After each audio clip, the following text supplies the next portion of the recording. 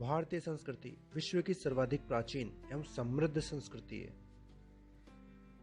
भारतीय संस्कृति की एक महत्वपूर्ण विशेषता यह है कि हजारों वर्ष के बाद भी यह संस्कृति आज भी अपने मूल स्वरूप में जीवित है। भारत में नदियों, वट, पीपल जैसे वृक्ष, सूर्य तथा अन्य प्राकृतिक देवी देवताओं की पूजा अर्चना का क्रम शताब्दियों से चला आ रहा है। देवताओं की मान्यता, हवन और पूजा पाठ की पद्धतियां भी निरंतर आज भी अप्रभावित होकर चली आ रही हैं। वेदों और वैदिक धर्म में करोड़ों भारतीयों की आस्था और विश्वास आज भी उतनी है जितनी हजारों वर्ष पूर्व थी। गीता और उपनिषदों के संदेश हजारों साल से हमारी प्रेरणा और कर्म के आधार रहे हैं। इसी धर्म और संस्कृति की महानता की एक झलक एक पौराणिक कथा में देखने को मिलती है, जो कि अपने आप में अद्वितीय और अतुलनीय है। कुशीनगर देश के राजा शिवी एक दिन अपनी राजसभा में बैठे थे। उसी समय कहीं से एक कबूतर उड़कर आया और राजा की गोद में उनके कपड़ों में छिपने लगा। कबूतर देखने में डरा हुआ प्रतीत हो रहा था। राजा ने कबूतर के ऊपर प्रेम से हाथ फेरा और उसे पुचकारा।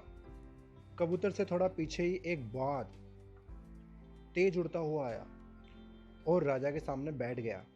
बाज बोला कि मैं भूखा हूं, आप मेरा भोजन छीनकर मेरे प्राण क्यों लेना चाहते हैं?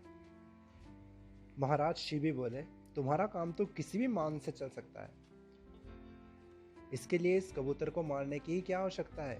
तुम्हें कितना मांस चाहिए? बाज बोला, कबूतर मरे या कोई और प्राणी, मुझे तो कबूतर के शरीर के वजन के बराबर ही मांस चाहिए। महाराज शिवी का विचार यही था कि मैं दूसरे प्राणी को नहीं मारूंगा।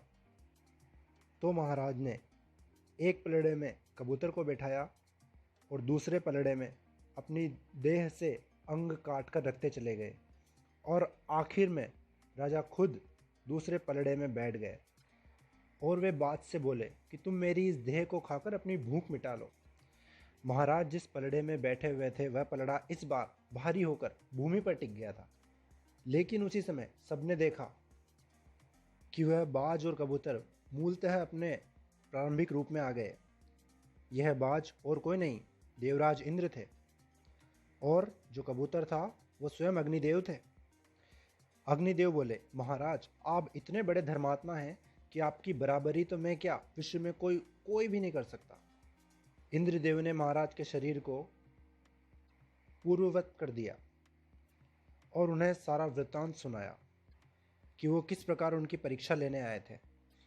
ऐसे कई उदाहरण हैं जो हमारे चारों ओर बिखरे पड़े हैं, जो हमारी संस्कृति और धर्म की महानता तो व्यापकता को दर्शाते हैं।